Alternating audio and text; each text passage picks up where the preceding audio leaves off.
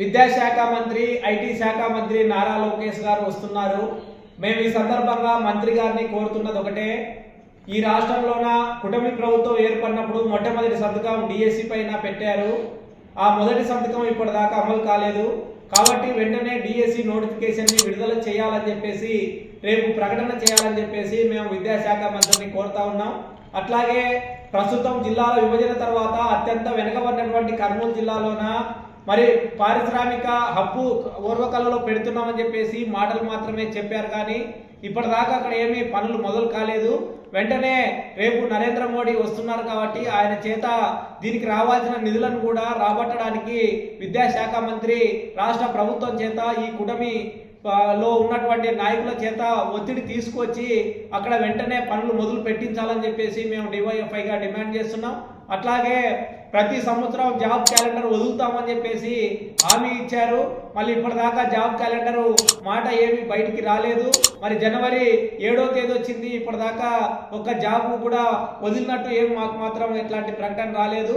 వెంటనే job calendar కూడా విడుదల చేయాలని చెప్పేసి, అట్లాగే యువతకు ఇచ్చినటువంటి హామీలు నిరుద్యోగ భృతి కానీ, అట్లాగే ఇంకా ఏవైతే మీరు ఉద్యోగాలు 20 లక్షల ఉద్యోగాలు కల్పిస్తామన్నారో వాటి కోసం కూడా కృషి చేస్తామని చెప్పేసి ఆ విధమైనటువంటి ప్రకటనలు రేపు వస్తున్నటువంటి మంత్రి ఇవ్వాలని చెప్పేసి మేము డివైఎఫ్ఐ జిల్లా కమిటీగా డిమాండ్ చేస్తున్నాం.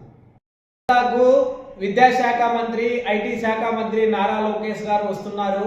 మేము ఈ సందర్భంగా మంత్రి గారిని కోరుతున్నది ఒకటే, ఈ రాష్ట్రంలోన కుటుంబ ప్రభుత్వం ఏర్పడినప్పుడు మొట్టమొదటి సంతకం డిఎస్సి పైన పెట్టారు. ఆ మొదటి సంతకం ఇప్పటిదాకా అమలు కాలేదు.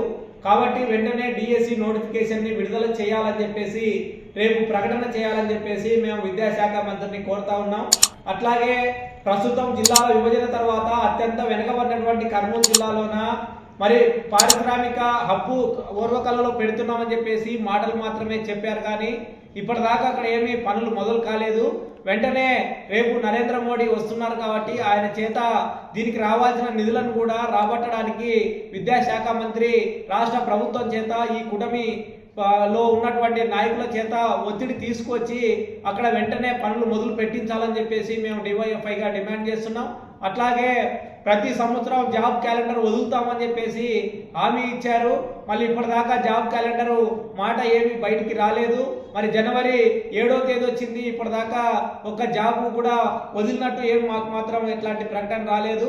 వెంటనే జాబ్ క్యాలెండర్ కూడా విడుదల చేయాలని చెప్పేసి, అట్లాగే యువతకు ఇచ్చినటువంటి హామీలు నిరుద్యోగ భృతి కానీ, అట్లాగే ఇంకా ఏవైతే మీరు ఉద్యోగాలు 20 లక్షల ఉద్యోగాలు కల్పిస్తామన్నారో వాటి కోసం కూడా కృషి చేస్తామని చెప్పేసి ఆ విధమైనటువంటి ప్రకటనలు రేపు వస్తున్నటువంటి మంత్రి ఇవ్వాలని చెప్పేసి మేము డివైఎఫ్ఐ జిల్లా కమిటీగా డిమాండ్ చేస్తున్నాం.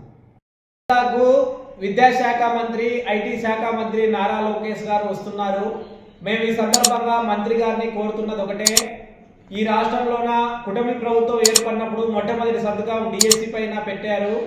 ఆ మొదటి సంతకం ఇప్పటిదాకా అమలు కాలేదు. కాబట్టి వెంటనే డిఎస్సి నోటిఫికేషన్ని విడుదల చేయాలని చెప్పేసి, రేపు ప్రకటన చేయాలని చెప్పేసి మేము విద్యాశాఖ మంత్రిని కోరుతా ఉన్నాం. అట్లాగే ప్రస్తుతం జిల్లాల విభజన తర్వాత అత్యంత వెనుకబడినటువంటి కర్నూలు జిల్లాలోన మరి పారిశ్రామిక హబ్బు ఓర్వకల్లో పెడుతున్నామని చెప్పేసి మాటలు మాత్రమే చెప్పారు, కానీ ఇప్పటిదాకా అక్కడ ఏమీ పనులు మొదలు కాలేదు. వెంటనే రేపు నరేంద్ర మోడీ వస్తున్నారు కాబట్టి ఆయన చేత దీనికి రావాల్సిన నిధులను కూడా రాబట్టడానికి విద్యాశాఖ మంత్రి రాష్ట్ర ప్రభుత్వం చేత ఈ కూటమి లో ఉన్నటువంటి నాయకుల చేత ఒత్తిడి తీసుకొచ్చి అక్కడ వెంటనే పనులు మొదలు పెట్టించాలని చెప్పేసి మేము డివైఎఫ్ఐగా డిమాండ్ చేస్తున్నాం. అట్లాగే ప్రతి సంవత్సరం జాబ్ క్యాలెండర్ వదులుతామని చెప్పేసి హామీ ఇచ్చారు. మళ్ళీ ఇప్పటిదాకా జాబ్ క్యాలెండర్ మాట ఏమీ బయటికి రాలేదు. మరి జనవరి 7వ తేదీ వచ్చింది, ఇప్పటిదాకా ఒక్క జాబ్ కూడా వదిలినట్టు మాకు మాత్రం ఎట్లాంటి ప్రకటన రాలేదు.